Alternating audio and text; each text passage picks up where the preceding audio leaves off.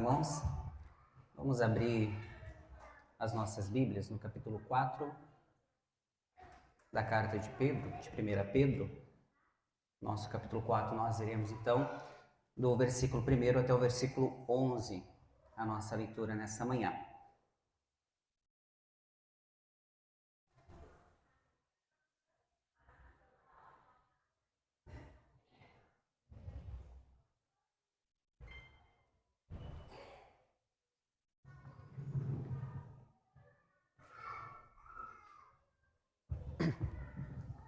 Tudo bem, meus irmãos, vamos fazer a leitura.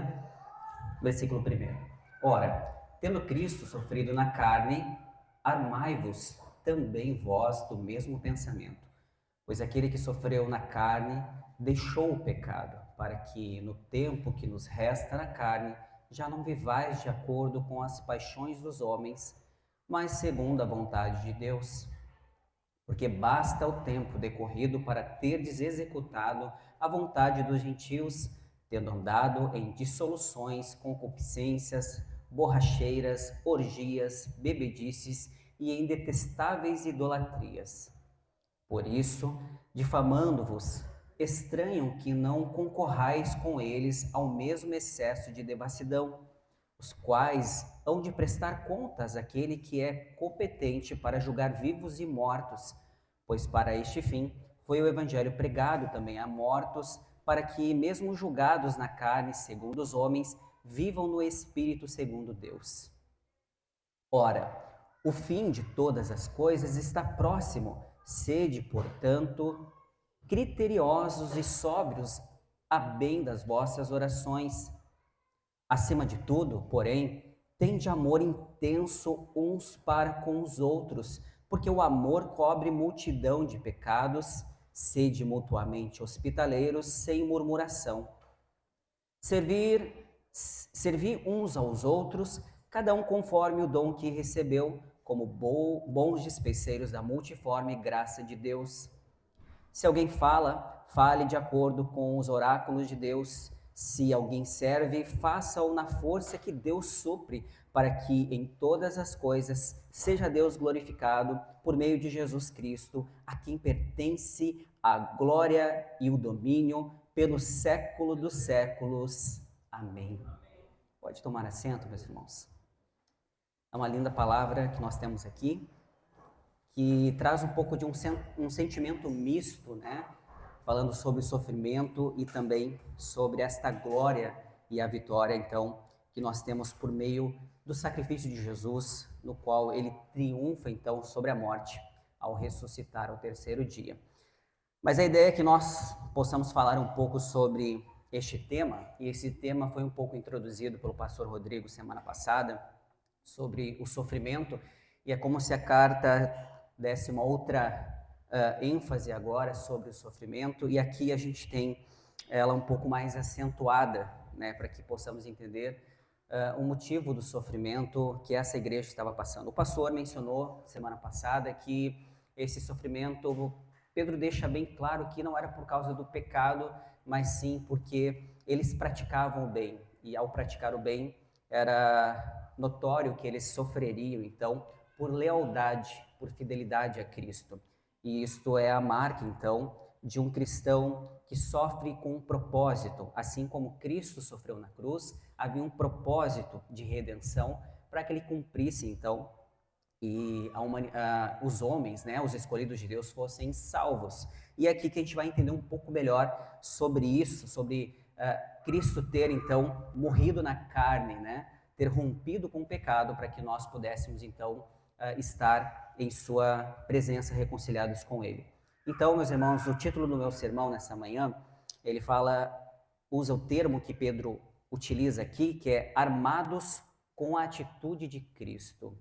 A ideia é nós entendermos o que Pedro estava querendo, então, falar sobre o que era armar-se, então, com essa mentalidade de Jesus, com essa atitude de Cristo.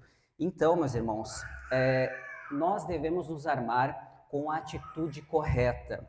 Então, nós vivemos em um contexto, e todos, né, conseguem identificar isso dentro da nossa sociedade, dentro do nosso século, um tempo que as pessoas evitam sentir dor. A dor é uma inimiga das pessoas, de certa forma. O sofrimento é um sinal de fracasso. Passar por situações difíceis, então, é tido como um fracasso. Nossa cultura, ela nos ensina a evitar o quê? O desconforto. Nós estamos banhados, né, de facilidades, comodidades. Então, a gente está mergulhado em uma cultura, tudo é para o nosso conforto. Sofrer é algo desagradável. Não que não seja, né, propriamente dito, é ruim, mas Pedro está aqui conversando, está dialogando, está escrevendo esta carta à igreja para falar sobre o sofrimento e como ele também é uma ferramenta de Deus para trabalhar no coração dos filhos de Deus. Então, como eu mencionei, o nosso contexto é esse, né, que nós tentamos evitar o desconforto, a cultura, de forma geral, e buscar somente o quê? Prazer, né? Comodidade, conforto. Então a gente vive em uma sociedade que idolatra essas coisas. É bom ter conforto, é bom a gente ter prazeres, isso é legítimo e Deus nos dá. O fato é que a gente faz isso em detrimento ao sofrimento, que nós não podemos sofrer, que nós não podemos passar dificuldade. E está aí a teologia da prosperidade para encher os corações daqueles que precisam somente ter prazer e nunca podem sofrer. Né? O lema é este, né? Que um filho de Deus não pode sofrer no mundo, que ele não pode ter dificuldades, e se ele estiver passando por uma dificuldade, daí vem o que nós aprendemos semana passada. Ele pode estar em pecado porque ele não tem fé suficiente, e aí a gente percebe o quanto essa teologia leva as pessoas a entenderem que as pessoas devem somente triunfar. E Pedro vai dizer que não. Ele vai dizer que ele vai nos conduzir aqui na carta a uma oposição aí. Ele nos chama a armarmos com a mesma atitude que Cristo teve diante do sofrimento. Nós somos servos daquele que sofreu, que padeceu humilhação e morreu em morte de cruz. Então, qual é o papel, e aí a gente precisa entender, quando nós falamos de sofrimento, qual é o papel deste sofrimento aqui para Pedro e o que Pedro está querendo ensinar a esta igreja. O sofrimento, meus irmãos, portanto, não é um acidente da vida cristã. Deus se descuidou e agora eu estou sofrendo porque Deus esqueceu de mim, ou não está me ouvindo, ou porque está bravo comigo. Então, Deus está fazendo você sofrer, ou aconteceu por acaso. Não é um acidente, mas como eu falei anteriormente, é uma ferramenta que Deus utiliza, né, para moldar os nossos corações, para que nós sejamos mais semelhantes a Jesus. Esse sempre vai ser o objetivo de Deus. E é aqui que nós aprendemos exatamente sobre isso e o que Pedro está querendo ensinar para esta igreja, que está, como a gente já falou várias vezes aqui, em um contexto de perseguição. Né? Não se desencadeou aquela perseguição ainda física a ponto de eles morrerem, né, por causa da sua fé que eles professavam, mas eles já estavam sofrendo rejeições, eles já estavam sofrendo um repúdio por parte da sociedade da época. Então a gente precisa entender aqui que Pedro está querendo nos mostrar que nós devemos aqui, na atitude de armar o nosso pensamento, ele está querendo nos mostrar que nós devemos adotar a atitude que Jesus teve, como eu falei, diante e em relação ao sofrimento, especialmente quando se diz o nosso posicionamento, a nossa ética cristã, como nós nos portamos diante do sofrimento e como nós encaramos o sofrimento na nossa vida cristã, qual é o nosso posicionamento. E então Pedro vai ordenar, ele vai dizer, irmãos, né? Ele vai dizer, arme-se com a mesma disposição mental de Cristo. É isso que ele está ensinando aqui nesse verso primeiro. Paulo, ele também, quando ele vai falar à igreja de Roma, no capítulo 12, ele vai dizer, irmãos, eu suplico, eu rogo, vocês apresentei os vossos corpos como um sacrifício vivo, santo e agradável a Deus. Esse é o culto racional de vocês. E ele diz, não vos amoldeie, ele está aqui trazendo o imperativo, vocês não devem deixar que o mundo molde o pensamento de vocês, mas transforme a mente de vocês pela renovação do vosso entendimento, para que então vocês experimentem qual seja a boa e perfeita vontade de Deus. Pedro ele vai falar da mesma forma que para que nós possamos experimentar ou para que nós possamos viver a vontade de Deus, nós precisamos armar a nossa mente com a mentalidade de Cristo, a disposição que fez com que Cristo sofresse pelos nossos pecados. Então, o verso primeiro, ele fala exatamente isso, e o meu primeiro ponto, ele traz esse aspecto que eu mencionei agora. Escolham seguir o caminho do sofrimento de Cristo. Versos 1 e 2, ele fala o seguinte no verso primeiro: uma vez que Cristo sofreu em seu corpo, arme-se também com a mesma atitude, pois aquele que sofreu em seu corpo rompeu com o pecado. Então Pedro começa com essa ordem: arme-se. Eu vou falar diversas vezes essa expressão, porque é o que fica, é o tom aqui desses primeiros versículos, que Pedro está ordenando: arme-se, arme-se. Essa expressão, ela não fala de uma atividade externa, né? Essa atividade que acontece ao nosso redor, mas uma reorientação interna, uma forma de pensar moldada pelo exemplo de Cristo. Tudo é sobre Jesus. Tudo é por aquilo que ele fez por nós. As suas atitudes em ser submisso a Deus, então ele é o nosso exemplo. É ele quem orienta, então é o evangelho e a mensagem de Cristo, o Cristo crucificado, que faz com que então nós temos uma mentalidade diante do sofrimento mais alargada. Então, entre outras palavras aqui, arme-se a pensar como Jesus pensou diante da cruz. É isso que Pedro está nos ensinando. Ele fala que Cristo enfrentou o sofrimento de que forma? Submisso a Deus e também com um propósito. Jesus não foi lá para ser um mártir, não foi lá para somente morrer e está tudo certo. Ele foi com um propósito, e esse propósito era romper com o pecado, para que agora aqueles que morrem com Cristo possam ressuscitar com Ele e viver uma vida para Deus totalmente rompido com o pecado, com o domínio do pecado. É isso que Pedro está querendo aqui nos ensinar. Então, Cristo sofreu com submissão e propósito. Ele sofreu, então, como o texto fala, na carne, não pelos seus próprios pecados. O pastor Rodrigo mencionou isso semana passada também. Jesus não estava indo para a cruz porque ele pecou, porque a Bíblia relata que ele não teve pecado nenhum, mas ele foi até a cruz por causa dos nossos pecados, do meu e do teu pecado, que ele foi à cruz. E ao fazê-lo, meus irmãos, ele rompeu definitivamente com o poder do pecado. Amém? Aleluia. Você sabendo que Cristo, ao alcançá-lo, ele fez com que o seu pecado fosse pago.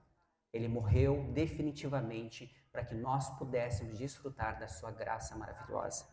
É isso que ele faz quando ele está diante da cruz e morre com este propósito de perdoar pecadores e reconciliá-los com Deus. Então a ideia, meus irmãos, aqui de armar-se está sugerindo isso, né? Sugere uma preparação militar, né? Pedro usou também nos textos anteriores, que eu mesmo, inclusive, preguei, essa expressão bélica, né? De lutar, de armar-se, então, como essa preparação militar, ou seja, é uma prontidão. Ele fala que é uma disposição e uma prontidão mental e também espiritual, para que a gente possa enfrentar uma luta, uma batalha. Existe sim uma luta, uma batalha, e que nós devemos então preparar a nossa mente, e essa preparação passa por nós termos, pelo exemplo de Cristo, e esse é o nosso exemplo máximo. É como se Pedro estivesse dizendo aqui aos seus leitores e a nós também, ele está falando: a luta, ela virá, é inevitável.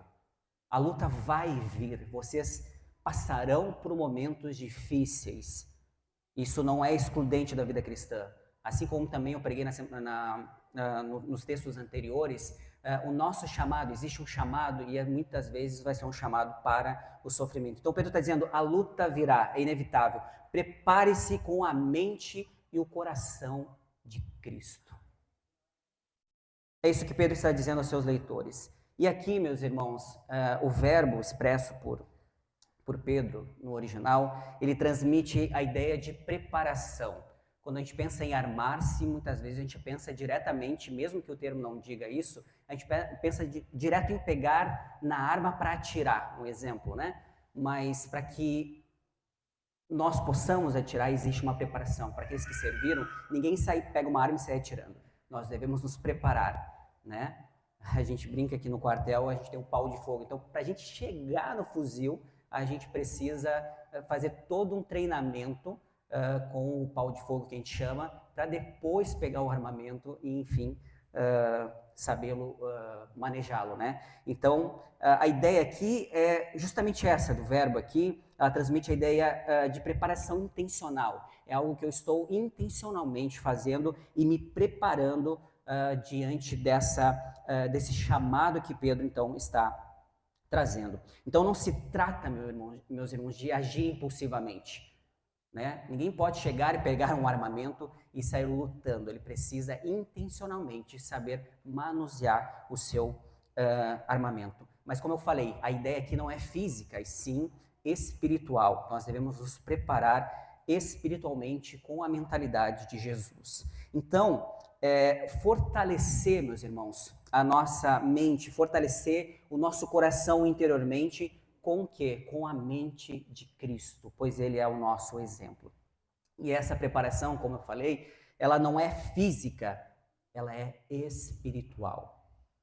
Nós não devemos agir impulsamente com os nossos sentimentos. Pedro está falando, quando chegar a luta, vocês não devem agir impulsivamente. Eu vou agir, vou fazer e eu vou agir com as minhas forças e vou tomar aqui as providências necessárias. Pedro está falando, vocês devem armar-se não com armas físicas, mas com uma disposição mental e espiritual interiormente, com a mente de Cristo, de uma forma espiritual. Nossa arma, na verdade, é a mente de Cristo. A nossa arma que nós devemos utilizar é a mente de Cristo para poder, então, suportar o sofrimento. É isso que Pedro está dizendo. A nossa disposição deve ser essa.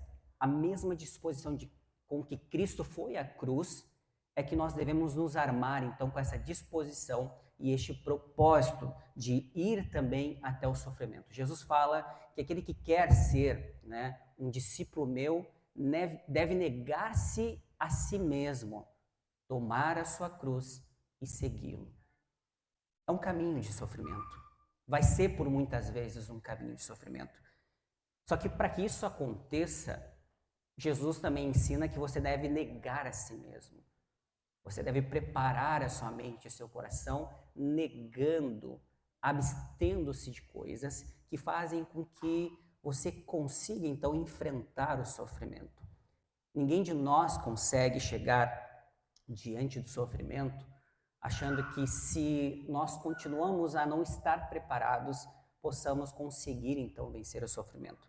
Nem Jesus, nem Pedro está dizendo que a gente deve estar acomodados, mas nós devemos estar nos preparando intencionalmente, então, diante do sofrimento, e essa mesma consciência, essa mesma disposição que Cristo teve ao ir à cruz de forma obediente e submissa à vontade de Deus. Então, o sofrimento, meus irmãos, portanto, não é um sinal de derrota, mas é um alinhamento com a vontade de Deus. Escute bem, o sofrimento não é uma derrota, ele é um alinhamento da nossa vida com a vontade do nosso Deus. É dessa forma que nós devemos entender o sofrimento. Assim, Pedro, ele está nos chamando, ele nos chama aqui justamente para que nós possamos ver o sofrimento não como algo a ser evitado, que nós devemos evitar, mas como um caminho que conduz à glória eterna. Existe um propósito no sofrimento.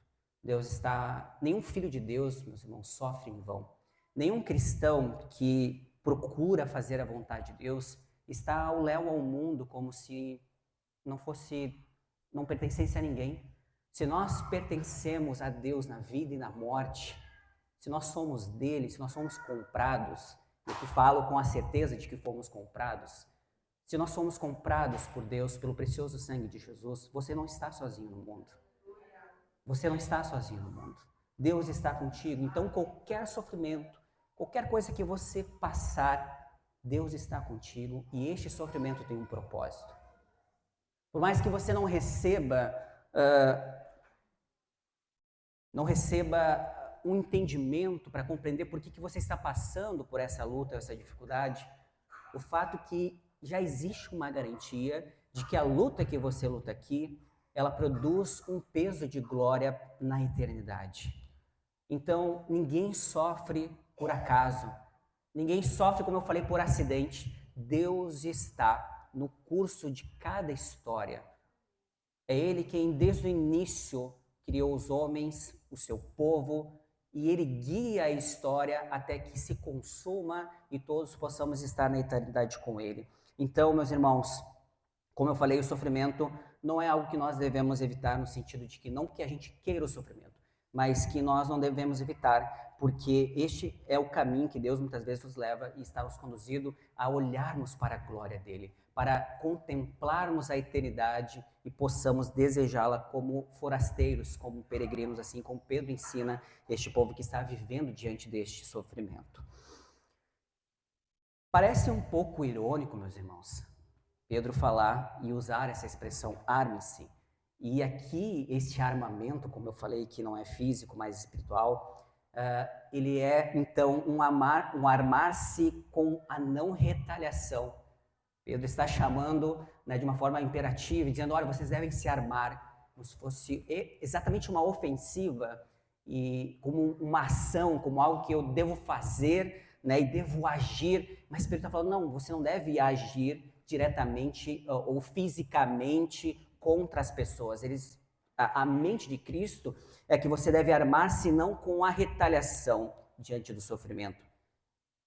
E é irônico porque em um mundo que a gente vive, as pessoas retaliam a gente e a defesa das pessoas, na verdade, é o ódio. Elas se defendem com o ódio, elas respondem com vingança. Essa é a cultura que nós vemos. Mas, ao contrário disso, o cristão, ele se arma com a paciência, ele se arma com o perdão, ele se arma com a obediência. E esse foi o exemplo de Cristo. Ao ser retaliado, a ser humilhado, a ser cuspido, a ser, de alguma forma, receber violência, ele responde com submissão, com humildade, com obediência a Deus, né? E sendo levado à cruz, uma morte perversa. E essa, então, meus irmãos, é a verdadeira arma espiritual do cristão. É a verdadeira armadura, então, que nos protege diante do sofrimento. Na parte B, ele fala exatamente isso. Pois aquele que sofreu em seu corpo rompeu com o pecado.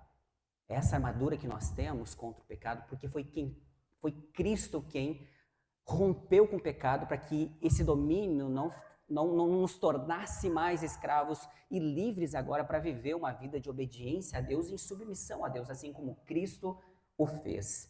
Existe uma canção que eu acho muito linda, espero que a gente cante em um breve tempo, que fala o seguinte: lutamos batalhas que Cristo venceu, não importa o que virá, vamos descansar.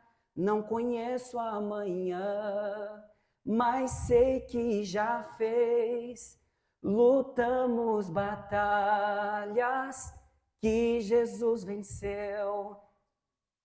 Toda luta, toda batalha que nós lutamos aqui, Cristo já venceu. Aleluia.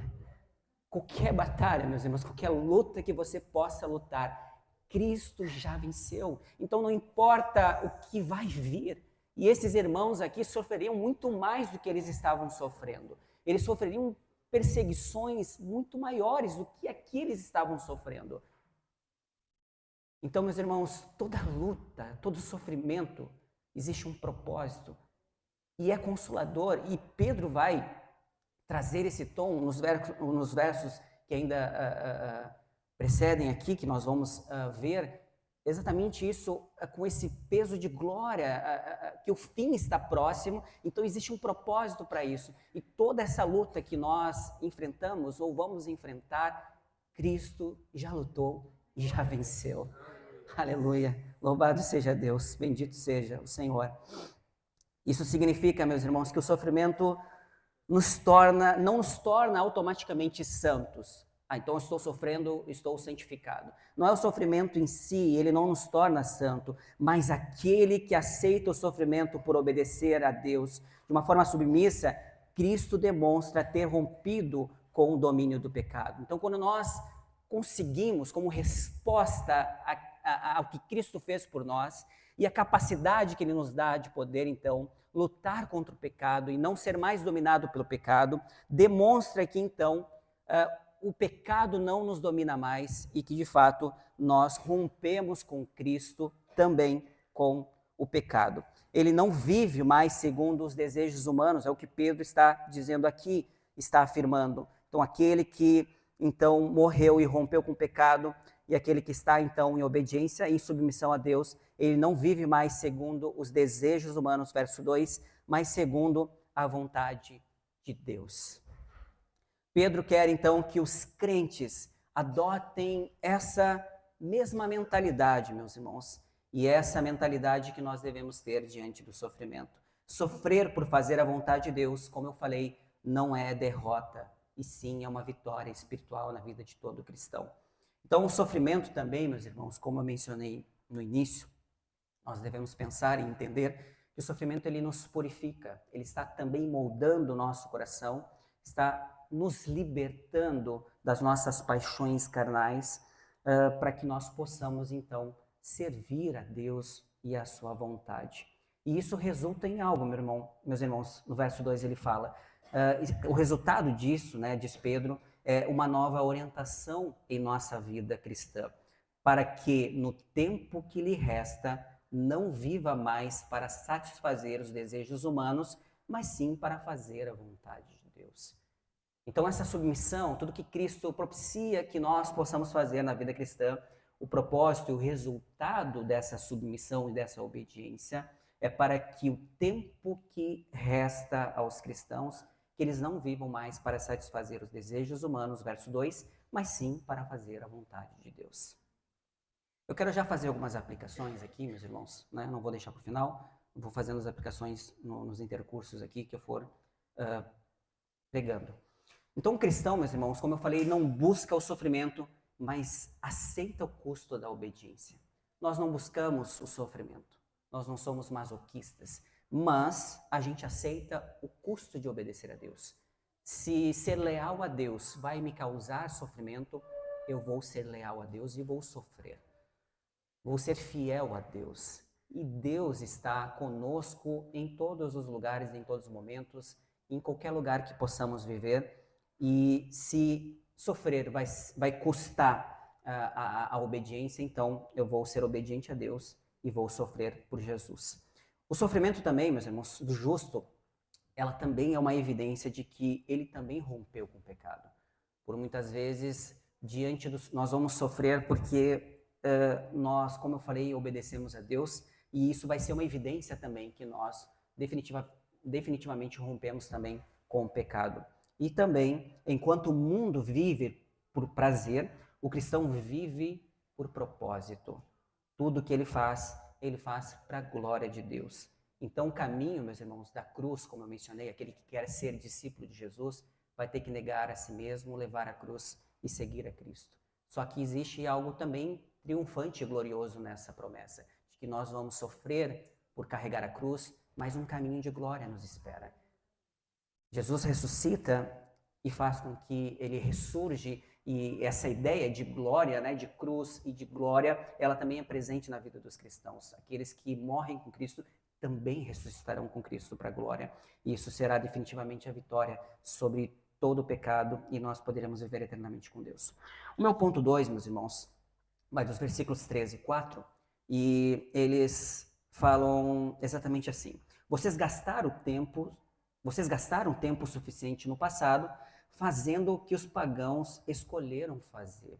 Então Pedro ele lembra que o tempo gasto com o pecado, na vida de pecado, já foi suficiente. Ele disse: basta. Aquilo que a forma com que vocês viviam já não é mais o estilo de vida que vocês devem viver agora. Isso ficou para trás, já foi suficiente, né? O passado foi marcado por libertinagem, sensualidade, idolatria, mas agora vocês vivem a nova vida em Cristo que exige então essa ruptura. Nós devemos romper com o pecado, porque Cristo rompeu com o pecado e nos deu este poder, esta graça, para que nós não sejamos mais escravos. Então ele diz que vocês não devem mais viver como antigamente, mas vocês devem romper totalmente com o pecado. Então essa diferença inevitável, ela gera na sociedade da época um espanto e também uma oposição pelo estilo de vida que eles estavam vivendo. O mundo ele não entendia essa busca por pureza, essa busca por piedade, por obediência, por santidade. Era estranho a eles. Então eles sofriam oposição, porque eles deixaram de frequentar as festas, eles deixaram de participar dos festivais. Isso era algo tipo estranho, porque essas pessoas não estão se divertindo, essas pessoas não estão, né, usando, usufruindo daquilo que nós temos, sexo, libertinagem, idolatria. Eles estão vivendo uma vida totalmente diferente. Então eles sofrem oposição por lealdade a Deus, e isso era estranho à sociedade que estava ali. Assim como o jovem que fala assim: eu vou me guardar para o meu casamento, né? Vai ser zombado. Vai ser zombado. É natural que as pessoas pensem: como assim? Que tão antiquado é? Como é que tu não vai experimentar? Como é que tu não vai vivenciar isso? Como é que tu vai viver com uma pessoa, né? Parece que o argumento parece inteligente, mas ele não é. Como é que tu vai viver com a pessoa como se eles fossem viver a vida toda, né? Com a mesma pessoa, mas enfim, não vem ao caso. Mas sem primeiro saber se é aquilo que você realmente quer. Essa é a mentalidade do mundo. Eles estranham como alguém pode, então, se guardar e vai ser zombado. E em outros casos também, trabalhadores honestos que são vistos como ingênuos. Tu quer crescer e tu tá aí fazendo tudo certinho pro patrão enriquecer. Essa mentalidade mundana que nos torna, parece que mexe um pouco com o ego e aí com o orgulho, né? Quando alguém chega e diz: não, mas é muito inocente, tu poderia estar ganhando muito dinheiro, né? Tem tantos meios, tantas formas para ganhar dinheiro, mas tu é muito ingênuo, tu é muito infantil. E às vezes pode isso mexer com o ego de alguém, que muitas vezes cede a essas pressões e acaba então sucumbindo ao pecado. Mas é isso que muitos cristãos são zombados, enfim, são hostilizados por causa dessa postura de honestidade e de fazer as coisas não para si, mas para a glória de Deus. E também cristãos que não vivem pelo dinheiro são tratados como tolos, né? Como assim? Tu não, né? Precisa acumular, tu precisa ter bens, porque na verdade é isso que o mundo entende, de que tu é aquilo que tu tem, né? Definitivamente tu é, e tu expressa isso, e essa vida de aparência portanto, uma vida que é cobiçada, né? De poder, de controle, de fama, é isso que o mundo quer, e muitas vezes o cristão é hostilizado por isso também. Mas é justamente essa diferença que revela o poder transformador do Evangelho. Aqueles que então se submetem a Cristo vivem uma vida para a glória de Deus. Meu ponto 3, meus irmãos, versículo 5, fala sobre o que Pedro está dizendo em relação aos ímpios, ou aqueles que zombam daqueles que servem a Deus. Ele fala o seguinte: lembre-se do julgamento de Deus, é o meu ponto 3. Eles terão de prestar contas àqueles que está pronto para julgar os vivos e os mortos. Deus é quem vai julgar. Não é a minha avaliação, não é a minha crítica aos pagãos, mas Deus, que é o justo juiz, vai julgar os vivos e os mortos. O mundo pode zombar agora, meus irmãos, mas Deus julgará injustiça. Os cristãos, eles vivem com os olhos, não aqui, meus irmãos, na eternidade. É isso que deve importar. Não deve abalar o nosso coração por nós não termos a riqueza. Por muito tempo, o povo de Deus, e no Antigo Testamento acontecia muito isso, principalmente no final do Antigo Testamento, em Malaquias, o povo, seguidamente, eles faziam já tinha uma trajetória de reclamações em relação a Deus, mas em Malaquias fica muito evidente que o povo está reclamando a prosperidade dos ímpios e por que eles estavam ali padecendo sofrimento, e a todo tempo Eles reclamam de Deus. Deus começa a julgar o seu povo e ele diz que os ímpios vão ser julgados. Ele fala o seguinte: olha, vocês estão sendo julgados, mas vocês estão sendo purificados como o meu povo. Mas chegará o dia que os ímpios serão julgados e a vida de prosperidade que eles têm vai ser só aqui. O que eles têm, o que eles estão vivendo, aquilo que vocês estão querendo, desejando e almejando, é só o que tem para eles. É essa vida e o resto não tem mais. Agora vocês têm uma esperança viva em Cristo Jesus, que nascerá então o sol da justiça e todo aquele então que teme ao Senhor verá a sua justiça. Então é dessa forma que nós devemos encarar. Por mais que não alcançamos aquilo que mais desejamos, o nosso olhar deve estar na eternidade. Os nossos olhos devem ficar fixos e isso muda completamente as nossas escolhas. As nossas afeições agora estão voltadas para algo que não é corruptível, que não enferruja, que a traça não pode então consumir, mas algo que é eterno. E aqui minha aplicação, meus irmãos, referente a esses pontos, fala que quando você for tentado a desistir por causa de uma crítica, de uma zombaria, de uma hostilidade, lembre-se, Deus é o justo juiz, é o juiz final. Ele é justo, é isso que nós devemos se apegar. E a fidelidade agora, meus irmãos, todo aquele que serve a Deus será coroada de glória no futuro. Então, a nossa perspectiva deve estar na eternidade, deve estar nas coisas celestiais, e tudo que nós possamos passar aqui, devemos passar com fidelidade e lealdade a Deus para desfrutarmos dessa glória futura, que é o que nos aguarda. Quarto ponto, meus irmãos, verso 6. O Evangelho traz vida em meio à morte. Por isso o Evangelho foi pregado até mesmo aos que agora estão mortos. O que Pedro quis dizer, e aqui é mais um dos versículos difíceis, como o pastor Rodrigo mencionou e pregou semana passada, mas a intenção de Pedro é a mesma intenção que ele teve nos versos anteriores, em falar, será que Jesus pregou a mortos? Mas na verdade não, né? Dentro do contexto do que o pastor Rodrigo pregou, a ideia é de que nem a morte, meus irmãos, daqueles que morreram, pode impedir o triunfo do Evangelho.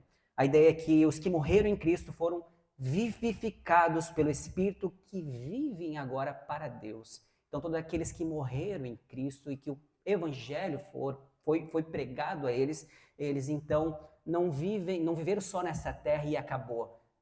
Deus vai os vivificar por meio do Espírito para que eles vivam por toda a eternidade. Essa é a esperança, meus irmãos, que deve estar no coração de todos os homens, porque o estranhamento, a zombaria do pessoal aqui diz que vocês estão vivendo uma vida purificada, vocês estão vivendo uma vida diferente, enfim, uma vida separada, digamos assim, de tudo que nós vivemos, mas vocês vão morrer.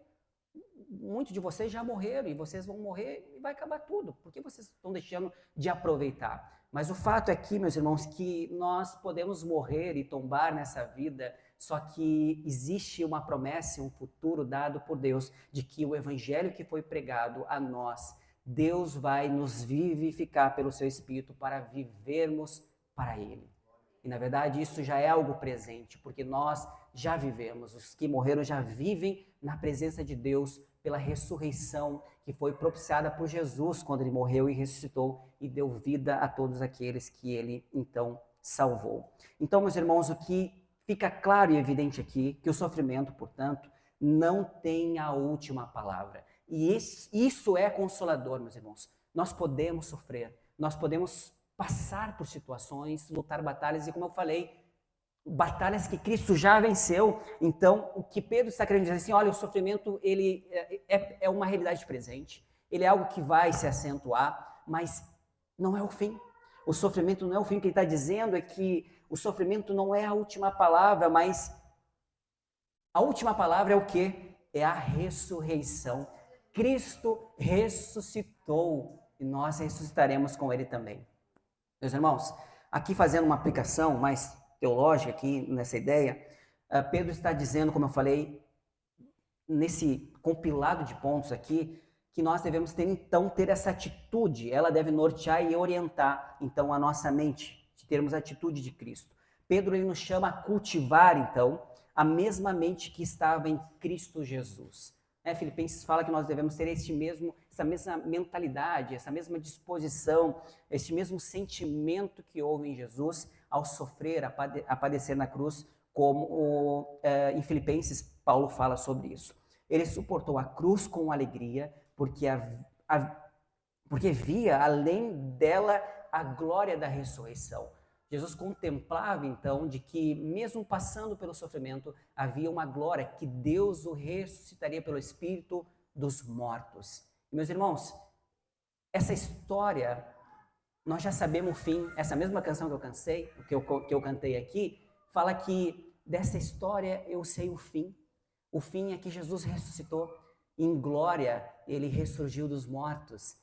Então, meus irmãos, a história nós já sabemos, o fim dela é que Cristo vai nos ressuscitar e nós viveremos eternamente com Ele. É essa disposição que nós temos diante do sofrimento, que nós sofreremos, mas nós vamos desfrutar da glória de Cristo. E é isso que fazia que os irmãos sofressem e padecessem dificuldades, porque havia uma glória em que eles acreditavam, que eles criam, não porque era uma história, mas porque Jesus definitivamente fez tornar-se realidade quando ele rompeu com o pecado e matou a morte, ressuscitando dos mortos. Então essa é a perspectiva que nós devemos ter, essa mesma mentalidade de Cristo. Então, dessa mesma forma, o sofrimento cristão, ele é suportável quando o coração está fixo na esperança futura. Todo cristão, para suportar dificuldades, ele precisa olhar para a eternidade. Se você continuar olhando somente para essa vida, se você planejar somente viver essa vida, meus irmãos, você vai acabar se tornando alguém miserável, porque nenhuma riqueza, nada satisfaz o coração humano do que o próprio Deus em nossa vida. Então, meus irmãos, para que o sofrimento seja suportável, nós precisamos fixar a nossa mente, o nosso coração, as nossas afeições na esperança futura, e isso deve então orientar os nossos dias. Aplicando aqui, meus irmãos, o final destes pontos, então, quando o sofrimento vier, meus irmãos, fixe os seus olhos em Cristo. Fixe os seus olhos em Cristo. Também, meus irmãos, lembre-se, a obediência agora produz a glória futura, a glória depois. Nós devemos, então, obedecer a Deus e ser leais e fiéis a Ele. Também, meus irmãos, as dores do presente não se comparam com a alegria do porvir. Há inúmeras passagens consoladoras, maravilhosas, que nos trazem esperança. Então, meus irmãos, o sofrimento ele é suportável quando nós focamos na alegria do porvir. O hino fala, porque ele vive, eu posso crer no amanhã. Todos nós vivemos e planejamos a nossa vida sempre para o dia posterior, mas o certo é que nós não conseguimos nem definir o que vai acontecer daqui a minutos. Nós achamos que estamos no controle, nós achamos que amanhã nós vamos voltar à rotina do trabalho, mas se você pensar, você não tem controle sobre isso.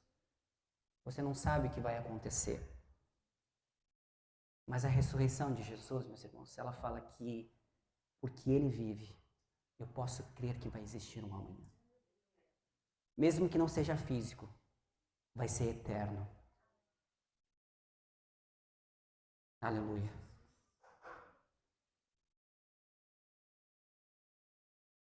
Versos 7 a 9, meus irmãos, vivam com sobriedade e vigilância diante do fim. O fim de todas as coisas, verso 7, está próximo.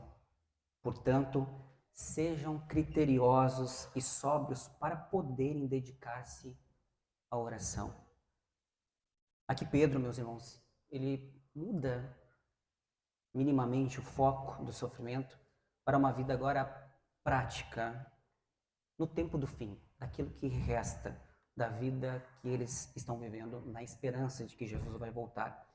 Então, saber que o fim se aproxima não deve gerar pânico, mas sobriedade e oração. Vejam bem o que Pedro está querendo dizer, meus irmãos. Toda vez que é anunciado um final de mundo, ano 2000, enfim, várias outras datas, as pessoas entram em pânico, começam a buscar algo divino e transcendente. Subam as montanhas. Pedro não está dizendo, meus irmãos, o fim está próximo, subam as montanhas. Não, Pedro não está alarmando como se o fim do mundo fosse agora. Não, agora vocês devem cuidar, enfim, vocês devem. Cuida bem o que tu está fazendo. Nem o Gabriel Cantes falava, né? Cuidar do olhinho que vê, cuidar do mãozinho onde toca. Não é esse tipo de histerismo coletivo. Pedro não está dizendo, ele está vendo, vocês devem viver, o fim está próximo. Vivam sobriamente. Vivam orando a Deus, aquilo que vocês já fazem, que é natural ao cristão. Então ele está dizendo, vocês devem viver agora, continuar vivendo de forma sóbria, orando a Deus. E essa é a verdadeira espiritualidade. Não é uma fuga do mundo, onde agora a gente tem que, enfim, ir para um lugar reservado porque o fim está chegando. Mas ele está dizendo, olha, vocês devem viver com vigilância, com cuidado, sendo criteriosos. Como todos os dias vocês devem enfrentar e lutar contra o pecado, com o sofrimento, mas vocês devem viver de uma forma espiritual, vigilante, em meio ao mundo que vocês vivem. O crente, meus irmãos, maduro, ele vive de um modo equilibrado. Ele não vai se desesperar porque, e a cada campanha, o culto, muitas vezes de ambientes que nós já frequentamos, era a teologia, desculpa o termo aqui, mas a teologia do cagaço, que era pregar o Apocalipse de uma forma em que as pessoas ficassem chocadas e elas, hoje se Jesus vier eu vou ficar. E aquela mentalidade de que a todo momento tu tá com medo da volta de Jesus, que deveria ser algo tão esperançoso e tão glorioso e tão maravilhoso que deveria esperar toda hora. É uma novidade para o cristão dizer que Jesus vai voltar, que Jesus pode voltar a segundos, a qualquer momento. Glória a Deus, que bom que Jesus vai voltar, estou vivendo essa vida e caminhando para isso. Então não deve ser uma teologia de medo, né? Embora para alguns jovens funcionou bem. Embora funcione bem para alguns jovens, isso foi bom. Mas enfim, meus irmãos, mas com essa mentalidade, não uma fuga, mas Pedro está dizendo que nós devemos viver então essa vida de uma forma equilibrada, madura, com a mente voltada para Deus e o coração em oração. A oração, a nossa mente voltada a Deus, a nossa meditação diária deveria ser algo comum e uma preparação diária que nós demos para a glória e para encontrar Jesus. Eu fico pensando assim, eu quero encontrar Jesus, então eu quero me preparar todos os dias para que quando Jesus possa vir, Jesus me pegue fazendo as coisas ordinárias de modo que eu estou vivendo para Ele.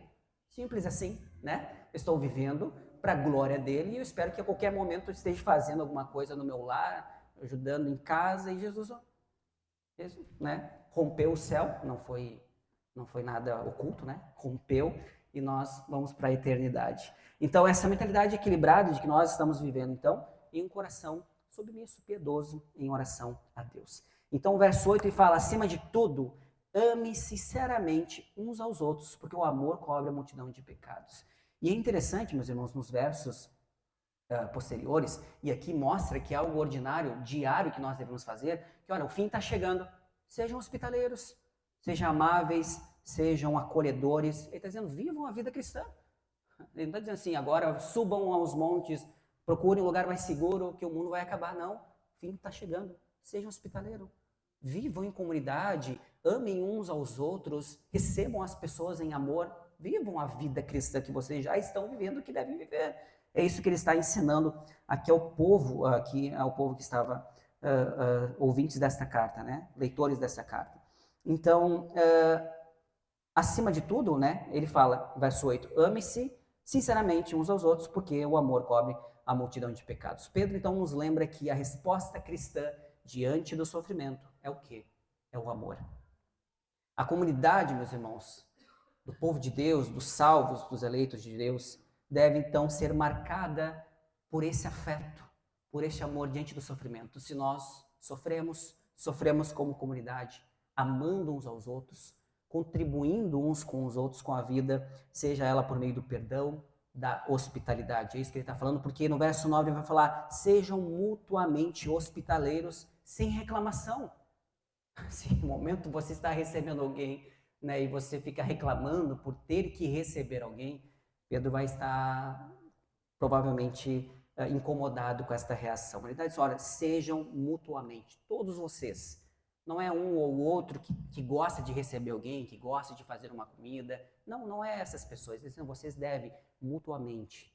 Todos vocês devem compartilhar, então, essa hospitalidade, esse desejo de receber um. Que prazer é poder receber e fazer algo para os filhos de Deus. Como é bom poder, então, dividir a vida com os irmãos, e Pedro está ensinando isso. A igreja, meus irmãos, perseguida, deve ser uma família acolhedora. Ela deve ter esse sentimento de acolhimento em tempos difíceis. Então, meus irmãos, tanto para quem está recebendo, deve receber sem reclamação, tanto para aquele também que está com um problema e não consegue encontrar na comunidade um lugar de refúgio. Às vezes a gente pensa que só a comunidade falha, em alguns momentos vai falhar em receber as pessoas, em acolher as pessoas, mas por outro lado também as pessoas não se abrem, não se entregam também para dividir os seus problemas como se aquela comunidade fosse estranha a ela. Meus irmãos, se em algum momento você deixa de comunicar as suas dificuldades, você deixa de dividir os seus problemas, você não confia na comunidade que você está vivendo. A Igreja do Botânico não é essa comunidade. Nossa comunidade vive e deseja viver em este acolhimento e receber, sim, as dificuldades dos nossos irmãos. Eu duvido, não quero estar enganado, que ninguém aqui deseja que alguém conte os seus problemas. Já tem problema demais? O que eu quero o problema dos outros? Eu acredito que todos aqui, como cristãos, desejam, sim, contribuir e ajudar com aquele que está sofrendo. Então, meus irmãos, a igreja perseguida, essa família acolhedora em tempos difíceis, o amor mútuo é que o Pedro está dizendo, vocês estão passando por sofrimento e essa comunidade é o lugar onde vocês vão ser acolhidos. O amor mútuo é o testemunho mais poderoso do Evangelho. Vou repetir, o amor mútuo, amar-se verdadeiramente não é algo aqui, não é uma utopia, não é ursinhos carinhosos que nós criamos, todo mundo é bacana, todo mundo bonito. Não, é uma realidade que Cristo fez com que a igreja dele pudesse viver. É isso que ele está dizendo. Ah, sim, não é uma possibilidade, ele não está sugerindo que a igreja de Jesus pode talvez ser assim, a igreja de Jesus deve ser assim, ela deve ser hospitaleira, deve ser amorosa, acolhedora. Esse amor mútuo de vocês, diante desse sofrimento, então, vai dar um testemunho poderoso do Evangelho de Jesus. Então, meus irmãos, aqui pensando em algumas aplicações, já estou indo para o final, orem sempre com lucidez, orem sempre na expectativa e nessa esperança de que Jesus vai voltar, e esse é o desejo do cristão. Então, não com desespero, não que eu preciso ficar preocupado ou com medo que Jesus voltar, deveria ser o contrário. Ame com sinceridade, mesmo quando você está ferido. Ame, retribua o amor, e muitas vezes não porque as pessoas te amam muito ou porque alguém está fazendo algo que faça que você ame mais ela, mas ame por causa de Jesus. Ame porque você foi muito amado. Essa é a nossa justificativa. Ame porque você é amado por Deus. E não preciso mais nada. Deus me ama e é o suficiente para que eu possa amar o meu próximo. Sirva com hospitalidade. Seja hospitaleiro, meus irmãos. Ame receber as pessoas. Ame acolher as pessoas sem esperar nenhum retorno. Não espere que você vai ser reconhecido. Não espere por nada. Faça isso para a glória de Jesus, para a fama de Jesus, para que o nome dele seja glorificado por aqueles que então veem a tua atitude de hospitalidade. Então, meus irmãos, essa é a espiritualidade que nós desejamos, uma espiritualidade do fim, de que o fim está próximo. O nosso sentimento é que quanto mais possamos amar e acolher as pessoas, mais nós estamos anunciando que Jesus está voltando.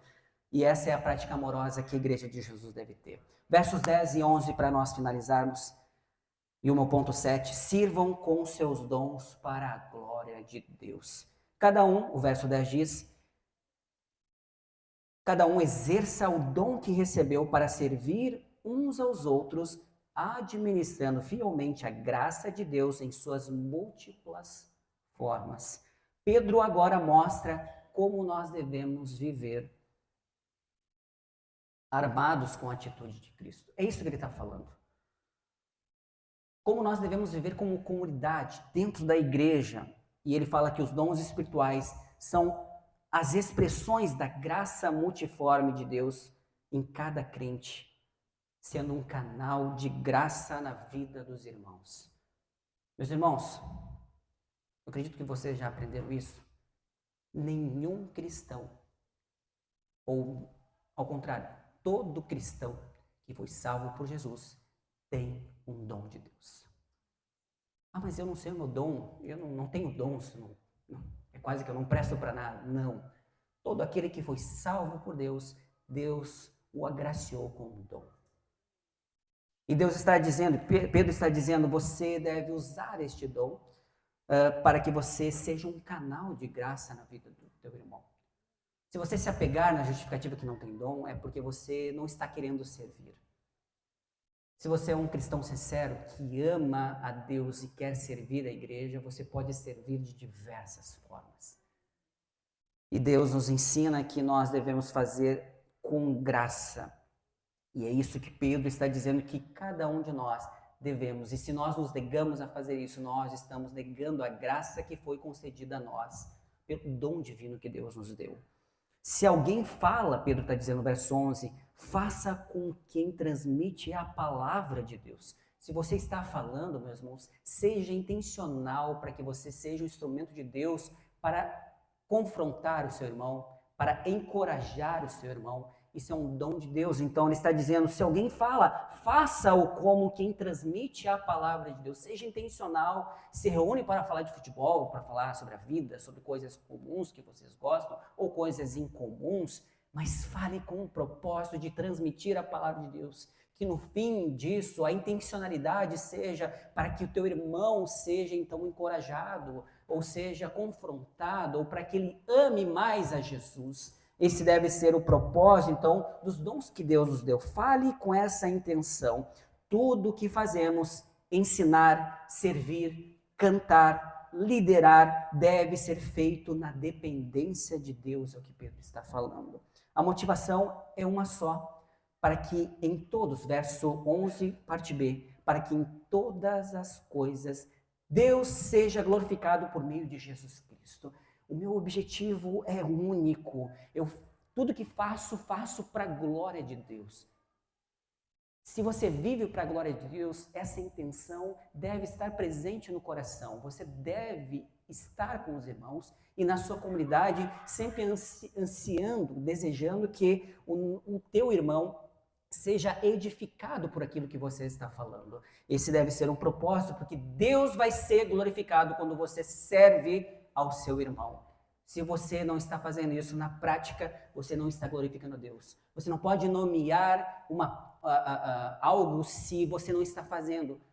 As pessoas criaram essa mania, né, de que não é para a glória de Deus, como algo superficial, algo pueril, uma vida que mal se relaciona, que mal serve, que mal se engaja para poder servir. Mas é para a glória de Deus, só para a glória de Deus, tudo é glória de Deus. Só que na verdade nada é da glória de Deus, porque não existe a intenção de servir mutuamente um ao outro. Então, meus irmãos, Pedro está falando para que todas as coisas Deus seja glorificado. Meus irmãos, não busque reconhecimento, faça, mesmo que você não seja reconhecido, mesmo que os pastores de vocês se enganem, sejam desatentos e não falem, meu irmão, que bênção, você é uma bênção. Mesmo que o pastor de vocês não consiga reconhecer e fale em fazer isso, faça para a glória de Deus. Faça porque você está fazendo com amor. Como é bom você... Vamos falar uma coisa muito simples. A cadeira está virada.